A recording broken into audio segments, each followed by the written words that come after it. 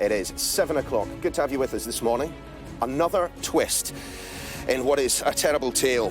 The next Prime Minister leaving the black door behind me wide open for Rishi Sunak. Could he get the keys to number 10 in the coming hours after Boris Johnson removed his hat from the ring? Penny Mordaunt is just the only person standing in Rishi Sunak's way, but her numbers are a long way off. On today's show, I'll be speaking to the Home Secretary and Rishi Sunak supporter Grant Shapps, Andrea Leadsom from Team Mordaunt, and the Shadow Attorney General Emily Thornberry. It is Monday, the 24th of October. Eyes on the prize. Rishi Sunak now the clear front-runner to be the new Prime Minister after Boris Johnson pulls out of the race. Shock exit from the former Prime Minister Boris Johnson last night. He said it is simply not the right time because you can't govern without a united party. Two-horse race. Rishi Sunak leads with more than 150 MPs publicly backing him compared to Penny Mordaunt's 25. Will she make the cut or will Rishi be Prime Minister? Blackouts in Kyiv. We report from Ukraine's capital city as the lights go out. Warning shots. North and South Korea exchange fire along their disputed sea boundary.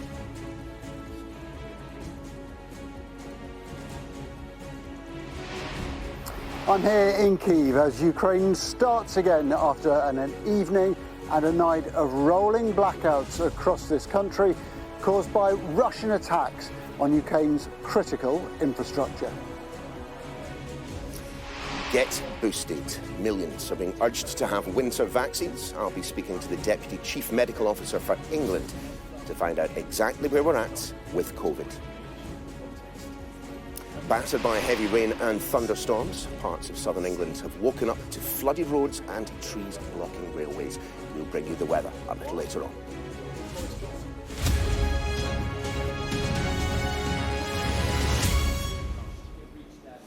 Morning all. Rishi Sunak is closing in on number 10. It is possible that the former Chancellor could be announced as the next Conservative leader as early as this afternoon. That after a somewhat shocking exit from the race from Boris Johnson, who said now is not the right time for him to lead the party and that you can't govern unless a party is united. Now that leaves Penny Mordaunt as the only other candidate, but of course she is trailing behind in the number of MPs who publicly supported her so far. Let's take a closer look at the numbers. Well, Rishi Sunak, he currently has the public support of 154 Conservative MPs, almost half the parliamentary party. Just 25 MPs have said they'll support Penny Mordaunt, although she will now be hoping that Boris Johnson's supporters can perhaps keep her in the race. Well, in the last few minutes, Penny Mordaunt has tweeted this. In taking this difficult decision last night, Boris Johnson has put country before party and party before self. He worked to secure the mandate and the majority we now enjoy. We should put it to good use, and I know that he will work with us to do so. Well, as mentioned, a new leader could take office in just a few hours' time. Nominations, will those close at 2 o'clock this afternoon? Candidates, well, they've got to secure 100 nominations from MPs if they are to make the ballot. If Rishi Sunak is the only contender that reaches that mark by 2 o'clock, he will become party leader today and, of course, the new Prime Minister. Now, if Penny Mordaunt manages to squeeze onto the ballot, and there are two candidates, Tory MPs will hold an indicative vote between 3:30 and 5:30 this afternoon, giving them the opportunity to give a clear signal to the membership as to their choice. But, and again, bearing in mind this is only if there are two candidates, it is Conservative Party members who will then get the final say in an online vote, which closes at 11 a.m. on Friday. The result, well, it will be announced that evening. Our political correspondent Liz Bates has the latest on the race. Just first a warning, there is some flash photography in her report. He's out of the race. Boris Johnson never officially entered, but the prospect of his return to Downing Street has dominated this latest leadership contest. Last night, one of his team broke the news outside what had become campaign headquarters. He's doing things in the country's interest. He's a great man. Talks about the party not being united. How bad is it? In a statement, Boris Johnson insisted that he did have the numbers to win. But he said, in the course of the last few days, I have sadly come to the conclusion that this would simply not be the right thing to do. You can't govern effectively unless you have a united party in Parliament. He added, I believe I have much more to offer, but I'm afraid that this is simply not the right time. That leaves the way clear for his rival, Rishi Sunak, always the frontrunner with Conservative MPs, now looking likely to become the next Prime Minister. Last night, he tweeted, Boris Johnson delivered Brexit and the great vaccine rollout. He led our country through some of the toughest challenges we have ever faced and then took on Putin and his barbaric war in Ukraine. We will always be grateful to him for that. Although he has decided not to run for PM again, I truly hope he continues to contribute to public life at home and abroad. But there's one more candidate he needs to beat. Penny Mordaunt has struggled to be seen in this race. Now there are many more votes up for grabs. Could she make the ballot as well? Yesterday, she was insisting she's still a serious contender. What this country needs is a fresh face, someone that can unite the Conservative Party and get things to work in this country. Boris Johnson's departure has cast a shadow over this contest, but today attention turns to the two that remain and who will take over at number 10. Liz Bates, Sky News, Westminster. Our political correspondent, Mary Aurora, is here with me in Downing Street this morning. Mary, good to see you. I mean, come on. What on earth is going on? The past 24 hours, Boris Johnson, look, we're describing his decision to bow out of the race this morning as shocking. But was it truly? I mean, if he didn't have the numbers and if he couldn't have persuaded either of the other two candidates to give him a job, then what else was he going to do? Well, exactly. And I think a lot of sceptical heads are actually saying it wasn't necessarily a massive surprise. No one expected Boris Johnson to stay in the race unless he felt he had a guarantee win. And with what he was saying in his statement, 102 he said he had, that's really kind of scraping it just there. And imagine if a couple of people change their mind, it could be quite a tight squeeze of Boris Johnson. I think maybe he just didn't want to take that risk and their potential risk of humiliation. Also, I think there were some really kind of final nails in the coffins. We had Suella Braverman, a huge ERG figure, coming out for Rishi Sunak. We had Kemi Badenoch, a rising star in the party, also coming out for Rishi Sunak. As he used to Even describe Lord him. Frost, Steve Baker, some of those really kind of big right-wing heavyweights not backing Boris Johnson. I think for him, maybe the writing was on the wall. And then we know, in the Telegraph this morning, we have Jeremy Hunt, the current Chancellor, who's written backing Rishi Sunak. And he said in the Telegraph, with Rishi Sunak, we have someone who, in our best traditions, will turn the page on what went wrong, take decisions in the national interest and rebuild the extraordinary potential of our economy. Voters of all parties know this perfectly well. They are hoping and praying we choose wisely. We must not let them down. So is it all done and dusted then? Well, it's not all done and dusted yet because Penny Mordaunt, we still don't know whether maybe she can make a miraculous comeback. At the moment, she's on quite low figures. She's hoping she can scoop up a bunch of Boris Johnson supporters. Is that a natural home for anyone who supported Boris Johnson? I think the issue with Boris Johnson supporters is you would think Penny Mordaunt would be more of a natural home, especially if they still felt like Rishi Sunak was a Brutus character. The issue is at the moment, so many Boris backers have now gone to Rishi Sunak. Grant Shapps, the current Home Secretary, he's going to be on the show talking to you a little bit later. He was a massive Boris supporter. Now look at him, he's with Rishi Sunak. So it doesn't seem like everyone's doing the natural thing in politics, and that's really, I think, where maybe Boris Johnson came unstuck. I mean, but just to reflect on where we are at the moment, still, of course, in the throes of a cost of living crisis. I mean, whoever becomes the next leader of the Conservative Party, the next Prime Minister, they need to hit the ground, not as Liz Truss described it, but actually hit the ground and start running this time. Yeah. I mean, there's so much to be done. We should not forget the fact that this has now been dragging on for the best part of 4 or 5 months. Well, this is the thing, and I think voters are going to start to have very, very thin patience with the Tory party. We had this, summer leadership race that some would say was a slight kind of navel-gazing navel-gazing, egocentric vanity project. Quite a lot of people would say that. I think so. And then we've had Liz Truss and the chaos that ensued with Liz Truss's mini budget, and then the pound falling and crashing and the economy not doing so well. Now we've got another leadership race, again more navel-gazing when people are struggling, worrying about blackouts, worrying about heating their homes. I think the public just want to see some level of stability and consistency. And I think whoever ends up winning this race, it looks like it might be Rishi Sunak, they are going to have a huge job on their hands, not just to control the economy and get things back to moving, actually deal with NHS backlog, deal with social care that now that NI levy's being scrapped. There's so much, it's such a heavy in-tray for the next Prime Minister, and even Rishi Sunak, with all of his credentials and popularity, is going to struggle. Well, fingers crossed someone will actually get on with the job at some point Hopefully. soon. Mary, for now, thanks very much indeed. Well, let's take you out through the morning's papers very quickly, and we should start today with The Telegraph. Now, it reports, as we have been, that Rishi Sunak is set to become the next PM as Boris Johnson pulls out of the leadership race. A similar headline on the front of The Times: Sunak is set for number 10 as Johnson quits race.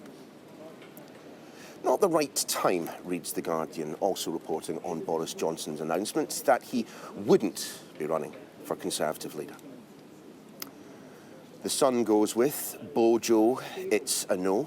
Boris steps aside to avoid chaos. And on the front of the Daily Mail, Rishi set for number 10 as Boris bows out. Lots and lots coming up on the show this morning, including this: the Home Secretary and, of course, Rishi Sunak supporter Grant Shapps. He will be joining me in just a few minutes' time. I'll also be hearing from a supporter of Penny Mordaunt, the veteran Tory MP, Sir Roger Gale. And in the 8 o'clock hour, the Shadow Attorney General, Emily Thornberry, will be joining me for Labour. Some other news now. North and South Korea have exchanged warning shots along their disputed Western Sea boundary. Joining us from Bangkok, Sky's Asia correspondent Cordelia Lynch. Cordelia, always good to see you. Just how concerned should we be about this? There is always sabre-rattling between the North and the South. Indeed there is, and this is indicative of a ratcheting up of tension recently. I mean, you're seeing both sides accuse each other of breaching these maritime borders. On one side you have South Korea that's saying a North Korean vessel had gone into this boundary area, and they in turn fired a warning shot. North Korea saying exactly the same, that it was a South Korean vessel, and they in turn fired warning shots back. I think the broader context that's important to see, Neil, in all of this is really in the past few weeks we have seen North Korea carry out a series of moves, they say, in response to what they believe are offensive military drills being carried out, joint military drills between South Korea and the presence of some US military in those as well. They say it is really simply defensive preparation, if you like.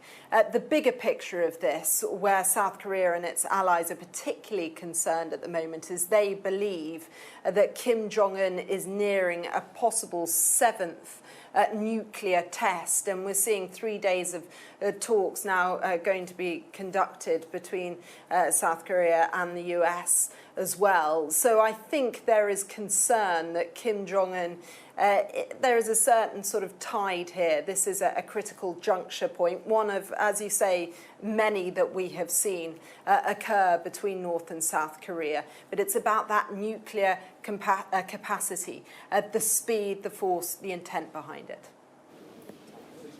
Cordelia, many thanks indeed.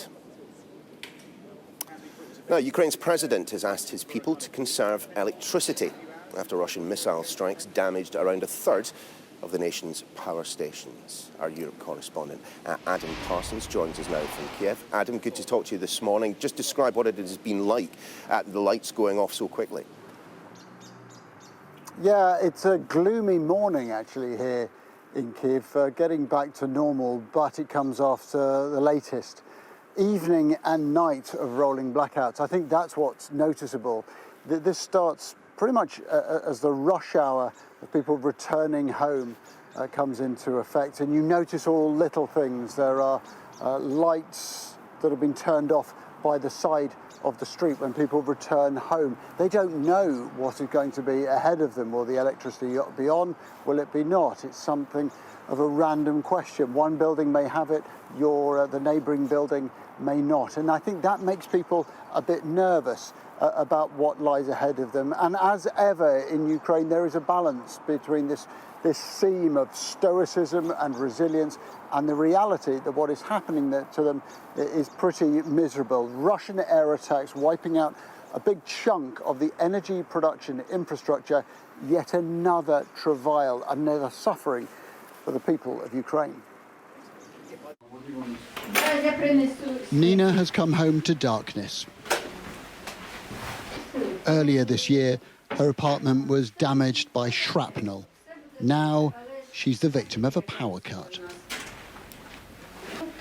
The electricity has been off for 4 hours. She's got no heating, she can't cook food, and winter is coming. Ну, было бы холодно, конечно. Ничего бы не было. Я думаю, что здесь невозможно было бы жить. But Nina is unbowed, a fierce, proud optimist. Ні, я нічого не боюсь. Що я в себе вдома, що я повинна їх боятися. Нехай вони нас бояться, а не ми їх. But even in this resilient country, bravado does butt against cruel reality. Ukraine has to ration its electricity, and that creates misery. Ksenia is a teacher with a young family, and she is desperately anxious. In our house, we haven't got electric cooker, so I've got a little child. I can't cook, feed him. It's very bad. I can't work because I work. My work is online. I work online. I need electricity, but I haven't. So at the end of this month, I hope I can earn money to buy food for my family. The traffic lights still work, but the streets are dark. Light is precious here.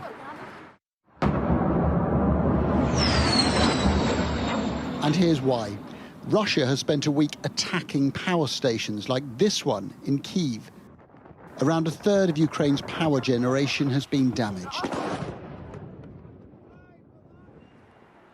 The government says people must use less electricity, and so the lights are turned out.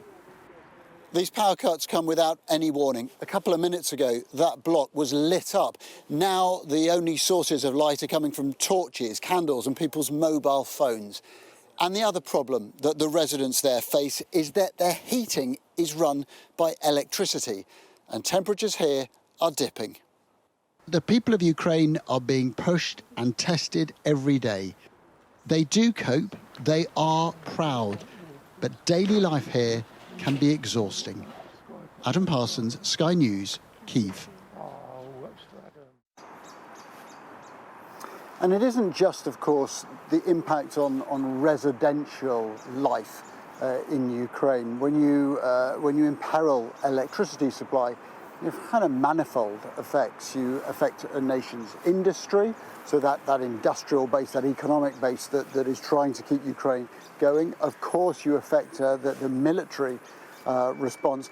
But I think probably when Russia looks at this, one of its great thoughts will be to try and depress morale in Ukraine. And of course, that is one of the things that has kept this country together over the past 8 months or so. So far, I personally don't see any sign of Ukrainians tumbling or succumbing to that threat. And President Zelensky has made it clear that he thanks each and every person who is responding to this. Restoring electricity to everyone, he says, though, will take time. Adam, thank you. Let's stick with Ukraine for a moment. Britain, France and the United States have accused Russia of making transparently false claims that Ukraine is plotting to use a dirty bomb on its own territory. The countries have issued a rare joint statement saying that the world would see through the allegations. Last night, Ukrainian President Volodymyr Zelensky, he also responded to Russia's claims. Всюди, куди Росія принесла смерть і деградацію ми повертаємо нормальне життя. Wherever Russia has brought death and degradation, we are returning normal life. That is precisely what Ukraine is about. Where Ukraine is, life is never destroyed. But wherever Russia arrives, it leaves behind mass graves, torture camps, destroyed cities and villages, mined land, destroyed infrastructure and natural disasters. Therefore, when today the Russian Minister of Defence organises a phone carousel and calls foreign ministers with stories about the so-called dirty nuclear bomb, everyone understands everything well. Well, let's take a quick look at some of the day's other headlines now. And more than 15,000 ambulance workers across 11 trusts in England and Wales start voting today on whether to strike over pay. Members of the GMB union are being balloted in the coming weeks. The union, it says its members are angry over the government's 4% pay award, which is below inflation. The US House of Representatives Committee, looking into the January 6th Capitol riots, is expected to ban any live showing of Donald Trump's evidence. The committee's vice chair, Liz Cheney, said she didn't want the former president's testimony to turn into a televised food fight. A Claude Monet painting has been covered in mashed potatoes in the latest food-related climate protest. Members of a German environmental group targeted the painting in a Potsdam museum yesterday in protest against fossil fuel extraction. This comes just a week after two Just Stop Oil protesters threw tomato soup over Van Gogh's sunflowers at the National Gallery in London. There are just 100 days left to use up your stamps that don't have a barcode. After the 31st of January, these stamps will no longer be valid for postage. Anyone unable to use the older everyday stamps will, however, be able to exchange them for newer barcoded ones. Now, heavy rain and thunderstorms have battered parts of southern England overnight, causing flooding and disrupting travel. A yellow weather warning was in fact in place until 2 o'clock this morning in many areas, including Bath, Brighton and London. And today, well, the southeast is bracing itself for heavy thunderstorms on a second day of warnings from the Met Office. Appropriately enough, time for the weather. Anticipation is rising, and so is the atmosphere. Are you ready? The weather, sponsored by Qatar Airways. And the next few days will be unsettled with showers or more persistent rain, some heavy and thundery. It will, however, be mostly dry and mild at first today, although a bit cooler than yesterday. There will be showers around, mainly in the north and near southern and western coasts. The weather, sponsored by Qatar Airways. Well, let's return now to the Conservative leadership contest, and Rishi Sunak is now the clear front-runner. After Boris Johnson quit the race last night, it leaves Penny Mordaunt as the only other candidate to publicly stand against the former Chancellor. Joining us now on the programme, the Home Secretary and, of course, a supporter of Rishi Sunak, Grant Shapps. Mr Shapps, very good morning to you. You're practically a brand ambassador for XL these days, so do tell me, what did the spreadsheet say about the veracity of Boris Johnson's claim to have 102 nominations? Well, it won't surprise you to learn that since I became Home Secretary last week, actually my head has been buried in counter-terrorism briefings, security briefings and other things. So I have not actually been able to perform that role. I've been looking after the safety and security of the country instead. You know, I saw Boris Johnson's statement last night. He said he had the numbers. But in the interest of both party unity and the country, he said he would withdraw. And I have to say, I think he did the right thing. I think that is that's sensible under the circumstances. I think Boris Johnson was, you know, actually in many ways a very impressive Prime Minister, what with his response to getting beyond the Brexit thing, the COVID vaccine rollout, his response to so why not now then? I think he did a lot of good things. I think probably just a bit too early for him to be able to, I was going to say, I think it's probably a bit too early for him to make a return. There's still that parliamentary investigation outstanding, and I think he recognised that actually within the parliamentary party, so in other words within Conservative MPs, probably it was just too soon to be returning to the fold without some of these other matters resolved. And so I think that's why he decided not to go again. But I think actually, you know, as a party, we think that there were a lot of very, very good things he did, but he's recognised that for the unity of the country, now is not the time, and I think that's why he withdrew. Should we take it from what you've said then that you're now calling on Penny Mordaunt to do the same and step aside? Well, look, that's up to Penny Mordaunt and her supporters. What I do know is that, I know it's up to her, but what do you think? Should she do it or not? Yeah. Well, I was going to say what I do know is that Rishi enjoys the support of a large number of Conservative MPs, and there's a very high nomination threshold of 100. So, putting it the other way around, Rishi doesn't think that it's in the bag. He's speaking to colleagues this morning. He's working very hard to attract those supporters who were perhaps with Boris Johnson previously. But look, I'll leave it to Penny. She's a terrific colleague.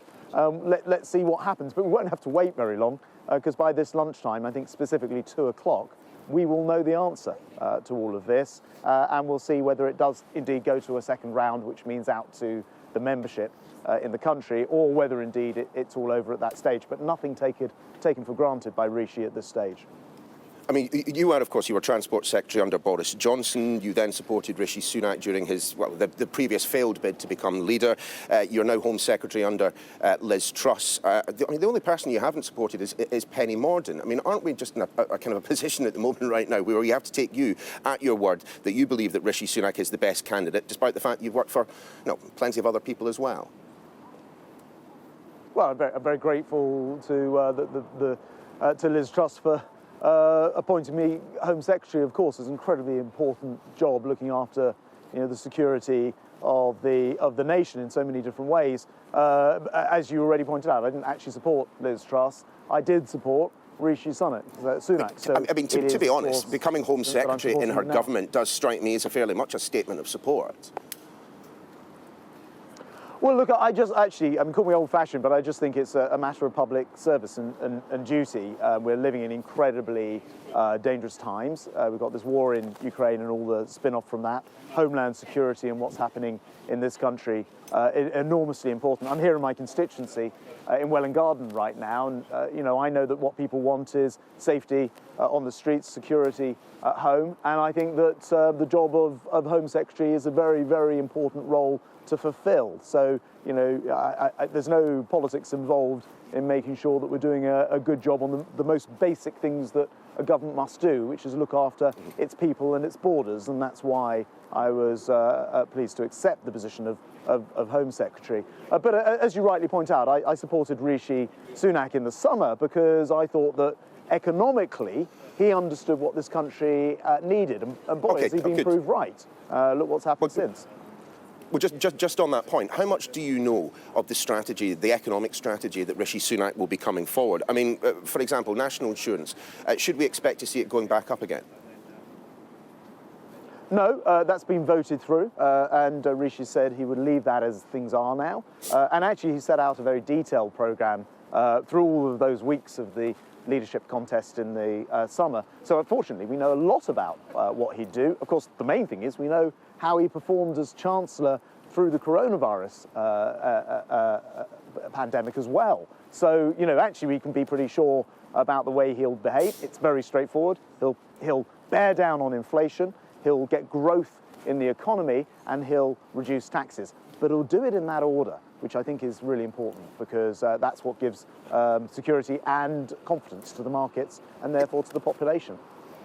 Sure, but isn't now potentially the time for this to all be put to the public once again? 4 prime ministers in not very long suggest that perhaps there isn't the mandate there for Rishi Sunak that there was previously. I mean, the last Tory leadership election was decided by party members representing about 0.3% of the electorate. This time the leadership's being decided by you and your colleagues who represent, let me just work this out, 0.00007% of the electorate, 700,000 of 1%. Surely it is now time to let the British public have a bit of a say in who actually runs this country. Well, so I'm standing here in my constituency, in Hatfield. I'm in Welwyn Garden City, and every single person had the opportunity here to vote. I'm very grateful they elected me last time round in 2019. I haven't changed, I'm still here, and the same is the case in 650 constituencies around the country. We elect a party and we elect individuals as members of that party. And the 2019 manifesto is actually the document, if you like, that Rishi is standing on. So none of that. True, but we don't tend to have 4 prime ministers in 3 years, though. Of course, it's unusual, I give you that, but one of those prime ministers is the one who was elected with that manifesto, of course, so you're slightly playing figures there, but nonetheless, the individuals who were elected, and I was on the ballot paper, are still the same individuals who are in place, and there's a 5-year programme, and we will be delivering that manifesto. Now, you're absolutely right, there have been some bumps, not just change in prime ministers, but also COVID, also the war in Ukraine along the way. So it has been a very, very difficult period. But the manifesto is the manifesto. And that is primarily, if you want to see what Rishi is going to be doing, it's all there. I mean, all of that would make sense if the previous Prime Minister hadn't, or in fact the current Prime Minister, I should say, hadn't torn up the 2019 manifesto and danced on its grave. I mean, the point I'm trying to make is we have been through so many iterations of the Conservative Party recently that whilst you're absolutely right, there is nothing constitutionally wrong with what is happening at the moment, you might suggest that the public should have a bit of a say in this. I mean, think of it this way. Isn't it simply the case that because, Rishi Sunak, isn't even popular with the Conservative Party membership in a leadership contest, he can't get the Conservatives to vote for him in a leadership contest, what chance is there of them voting for him in a general election? Isn't that what's at stake here? The electoral oblivion that the Conservative Party faces if you are bold enough to call a general election? Well, so, I mean, actually, I think the way you describe it is quite interesting because there was, in a sense, an excursion, a diversion from the 2019 manifesto in some ways, particularly in terms of tax policy and fiscally. Over the last couple of months, which will be now returning to what we said we should do all along, which is make sure that we run a responsible economy, that for example, as things stand at the moment, inflation is borne down on, we get economic growth, and then we can reduce taxes. But you've got to do it in that order. And so actually, in a way, this is more authentic to the 2019 manifesto. And anyway, either way, after 5 years, people get to judge the outcome of the votes that they place. I don't disagree that there is a lot to do and a lot to prove. We've had all the distractions of coronavirus. We've got the war in Ukraine causing that inflation. But in 2 years' time, voters around here in Welwyn Hatfield, around the country, they'll be able to make their decisions known, and they'll be able to do it based on the 2019 manifesto. Did we deliver it? Are they content with that? And they'll be able to make their minds up. So look, I think we can wait to see. In the meantime, I'm very hopeful that Rishi will be successful, but we'll have to wait and see at least until this lunchtime and maybe longer to find out. Minister, just a final couple of questions. Genuinely, what has been the point of the Conservative Party for the last 3 months? Well, look, I didn't vote for what we've had over the last couple of months, I think it is, since... Your colleagues did, that's the point. The Prime Minister's been in power because I was... most of the MPs didn't. It was, as you rightly pointed out, the view was taken in the country amongst the membership to go in a certain direction. I think it's fair to say that it hasn't worked, and the current Prime Minister has acknowledged that and, of course, resigned as a result. I think this is the opportunity to make sure that we are the party that's done what the Conservatives have always done, looked after the pound in your pocket, looked after the country financially. But we come back to the same question. You've just conceded that it didn't work, that Liz Truss didn't work. The Conservative Party put her in there. Why should we trust the Conservative Party again? Of course, exactly. Yeah, she said the same thing herself. But look, what I would say is actually, interestingly, and it happened during Liz's time in Downing Street, we hit the lowest unemployment that this country has seen since 1973.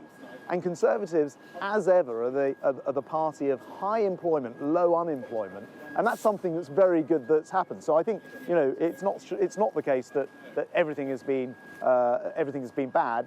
Levels of employment are incredibly important. But I think, as Liz Truss accepted herself, that the experiment with reducing taxes and doing that on borrowing does not work, and it's a good reason to put that right very quickly. As I say, I think Rishi has the right plan for that. He's proven as a Chancellor, and he was right about everything that he said in the summer about what would happen if you tried to go down that route, which is why I think he's the right person to lead this country. Grant Shapps, always good to talk to you. Thanks for joining us this morning on Breakfast. Likewise. As you can see, our political correspondent, Mario Rora, is glued to the street here in Downing Street this morning. What did we make of that? And look, obviously we had to kind of push him on a few points, but he's absolutely convinced, and with good reason, that his man's going to be the next Prime Minister. Absolutely, and he did back Rishi Sunak before in the previous leadership race, so it's not necessarily surprising, although obviously, as we know, when Boris was in the running, we thought maybe he would. Well, it didn't go well, and then he was kind of out in the cold, and now he's been brought back into cabinet under Liz Truss. Now, he was very, very keen to stress he didn't vote for Liz Truss, he didn't vote for what Liz Truss stood for, and what he called the diversion from the 2019 manifesto, the experiment, he liked to call it, of Liz Truss's mini budget and fiscal plans. He was very, very eager to distance himself, but I think it was interesting when you pushed him on the fact that he accepted a job under Liz Truss, despite the fact that he disagreed with basically everything she stood for, and he was slightly squirmish about how to wiggle out of that question, because it is quite difficult when you're serving under a Prime Minister that you really don't believe in at all, which I thought was really, really interesting. Now, he talked about how Boris Johnson's decision to pull out was sensible and it was too early, and he very kind of explicitly mentioned that Partygate probe and how that's going to be a big issue. Obviously, we've had some reports in the papers this morning that the Partygate probe could end up potentially encircling Rishi Sunak as well if he's brought in as part of that. So his guy could end up being kind of enthralled in that too, which means he could end up eating his words. Magic. Thanks very much for that, man. It's Monday morning. You've already depressed me entirely. Thank you again. Plenty more coming up from here in Downing Street this morning. We will be speaking to representative of the Penny Mordaunt campaign to find out whether or not she will be stepping aside. So do stay with us here on Breakfast.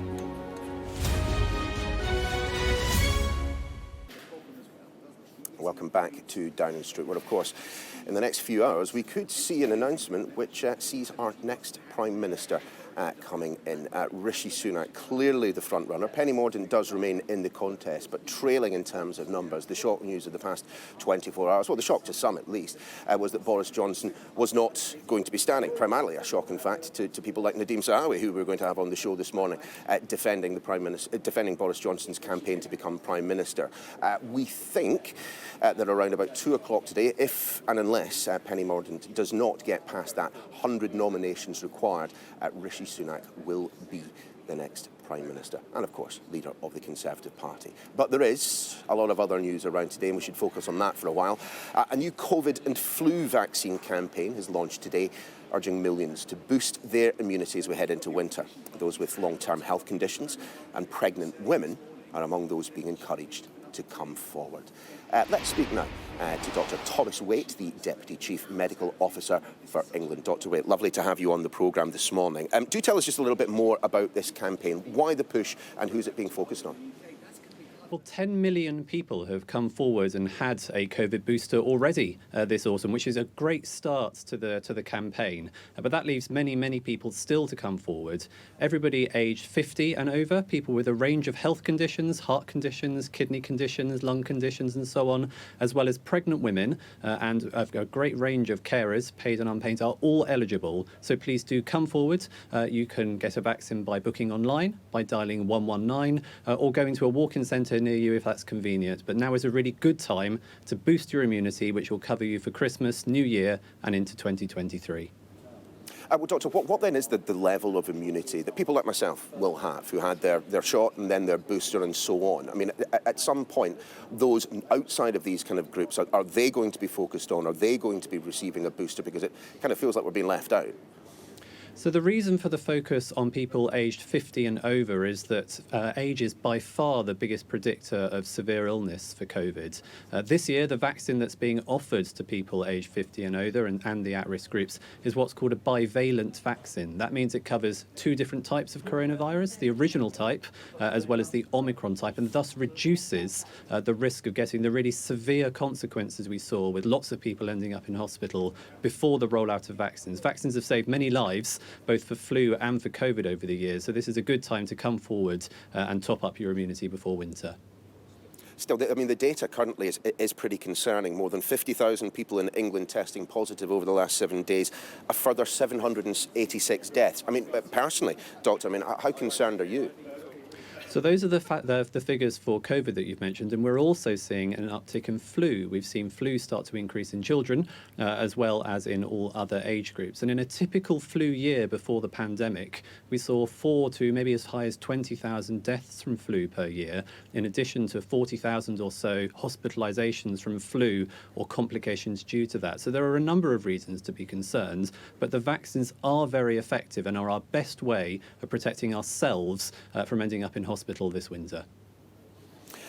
Dr. Wade, I want to get your view on reports that I read this weekend. Some privately run care homes are apparently restricting people from visiting their elderly relatives. Now, this, of course, despite the fact that government regulations restrictions have already been lifted. I mean, what is your view on that? And is it legal? So everybody in a care home is eligible for both a flu vaccine and a coronavirus vaccination. If there are outbreaks going on of a number of different diseases, not just respiratory illnesses, then it's fairly common practice to restrict visiting or put in a number of other ways to try and protect the spread of infectious disease from one person to another. But again, if you're going to see somebody who you know is vulnerable or you know is older, if you've got symptoms of respiratory infection, the best thing to do is to wait a few days for your symptoms to pass before you go back out. It's a really easy way to prevent the transmission to older people, alongside things like making sure we're washing our hands. Vaccines protect ourselves, but the sort of steps we can take, basic hygiene that we're all used to from before the pandemic, help protect each other.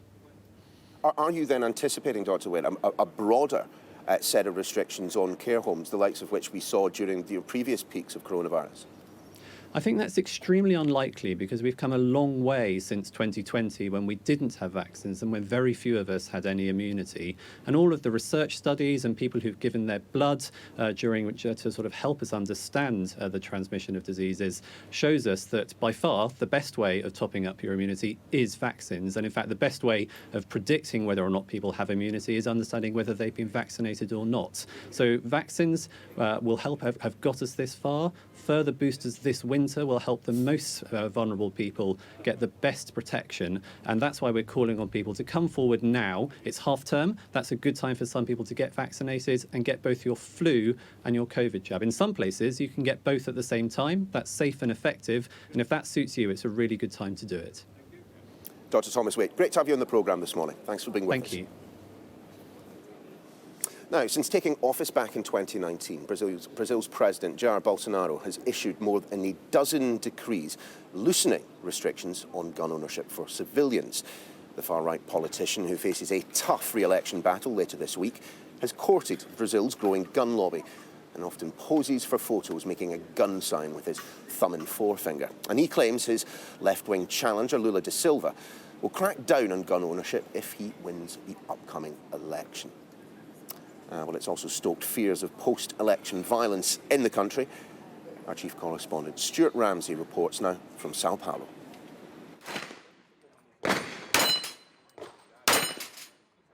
It's a big, booming growth sector, and it's another key issue in this desperately tight election battle. Private gun ownership has rocketed under Brazil's right-wing president, Jair Bolsonaro. He and his supporters contest that bearing arms is a fundamental right. Although, unlike the United States, this isn't actually mentioned in Brazil's constitution.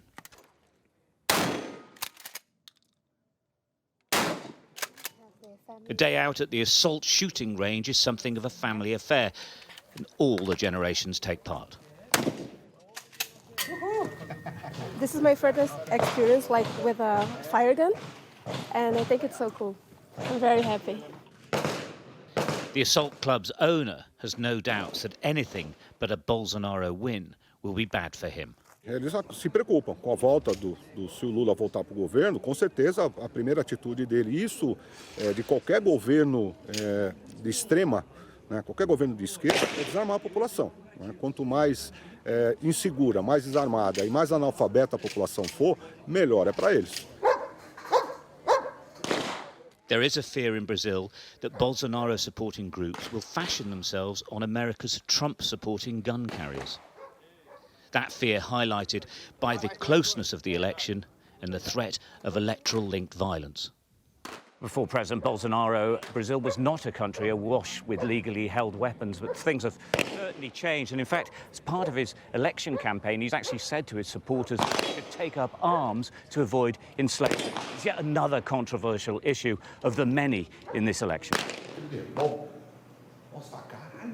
A new group of would-be gun owners attend their first class. They're taught through the handling and firing of weapons. It's estimated that this year, 1,000 people signed up to qualify for permits every single day. President Bolsonaro has used executive powers to relax the country's previously stringent gun laws imposed by his electoral adversary Lula da Silva. With it, a multi-million-pound business has thrived. This gun shop clears £1.7 million each month. The shop's owner showed Bolsonaro-supporting Senator George Sif and me a weapon that he has imported from his factory in Israel. Would you like one? Sure. For example, Senator Sif says that if Bolsonaro wins, they will change the gun laws forever. Quando governo socialista, quando governo ditador, quando governo opressor entra no poder, a primeira ação é desarmar sua população. O presidente Bolsonaro mostra o seu compromisso com o povo brasileiro, né? Acima de tudo, seu respeito à democracia quando confia na sua população. Quando dá o direito à sua população, o direito de compra de arma de fogo. Lula and his supporters say that having more guns in a country that already has a terrible record for crime is at best reckless. The Bolsonaro followers disagree, arguing that guns allow people to protect themselves. Like so many things in this election, they will never agree. Stuart Ramsey, Sky News, Sao Paulo. Shall we? And of course, Rishi Sunak may have passed that threshold, all-important threshold of 100 nominations from MPs. But the only remaining contender, given that Boris Johnson has not thrown his hat into the ring, Penny Mordaunt, well, she's certainly got some catching up to do. One of those in her corner, Sir Roger Gale, joins us on the programme. Sir Roger, a very good morning to you. Let's start, shall we, if we can, with Boris Johnson not, as mentioned, throwing his hat into the ring. Was there an inevitability about that? Good morning, Neil. Yes, I think there was. There was a harsh difference of reality between the beaches of Dominica and the atmosphere in Westminster. And I think Mr. Johnson came back, discovered that he did not have the overwhelming support of the parliamentary party, never mind people in the country, and made the right decision for himself, for his country, and, of course, for the Conservative Party. Given that Penny Mordaunt has this morning been praising Boris Johnson on Twitter for doing the honourable thing, for putting country ahead of personal priorities, putting country ahead of party and stepping aside, given where she's at in terms of the numbers, is now not perhaps the point that Penny Mordaunt considers her own position? Where she's at in terms of the numbers is not, I think, quite where, with respect, reports are saying. I saw Penny... Oh, well, where are they then, Sir Roger? Go on, tell me. Half an hour ago. I beg your pardon? Go on, tell me, where are the numbers? How many has she got? I'm not privy to that information, but I saw Penny about 20 minutes ago, and she said we're in the zone. And look, Neil, I think what is important is that we do have the choice put before members of Parliament and then before the country. I'm fairly relaxed about this. Well, not before the country, Sir Roger, before the Conservative Party membership. The two are really different. But before the... All right, fine, before the Conservative Party membership in the country. But we've got a team of people now, Penny Mordaunt, Jeremy Hunt as the Chancellor of the Exchequer, Ben Wallace, who is prosecuting a war in Ukraine, and Rishi Sunak, who is indubitably talented. And I think between them, in whatever order, those four people will unite our party, the country, and take us forward to where we need to be. And that is what really matters in the national interest. So what then, in your view, would be lost by this being a Rishi Sunak coronation without the membership being given the opportunity to have their say? I'm not a great fan of coronations. They, well, not political coronations. They tend to unravel. And I think it is important that the parliamentary party has a choice and that the membership of the country, as you so rightly corrected me, has a choice. Whatever that choice is, I will, and I'm sure that the overwhelming majority of the parliamentary party and party members will rally behind whoever emerges as the leader, because that's what we've got to do. But Penny is a great team player and a great team leader, and that's really why I'm supporting her. She's got immense capacity to bring people together. Indeed, but perhaps given the way in which the membership viewed Rishi Sunak's last attempt to become leader of the party, presumably, I'm taking from what you're saying, you don't feel that he would be capable of uniting the party? I'd like the membership to have a straightforward choice between two people, Penny Mordaunt and Rishi Sunak. And I would hope and expect that not only I, but all the members, and I've been a member of the party since before Boris Johnson was born, actually, I would hope and expect that we will all rally behind whoever emerges as the leader, because we've got a job of work to do, and that's what matters. What matters is the people of this country. Is real people's real lives, is mortgages, is interest rates, is the cost of living. Those are the things we've got to deal with. But that has been the case since the start of the last leadership contest. I mean, I put a similar question to Grant Shapps a little earlier. I mean, what has been the point of this Conservative government for the past 3 months? I think we've come very seriously off the rails in the last 3 months. We have to get back on track. Jeremy Hunt has made a very good start in repairing some of the damage that has been done. There's a heck of a lot more work to do, quite clearly, and we need the right team of people to do that and the right team leader to lead the team. But it can be done, and I have every confidence that it will be done. What happened in that meeting between Penny Mordaunt and Boris Johnson? I mean, did she offer him something to get him to step aside, to give her perhaps some of his nominations?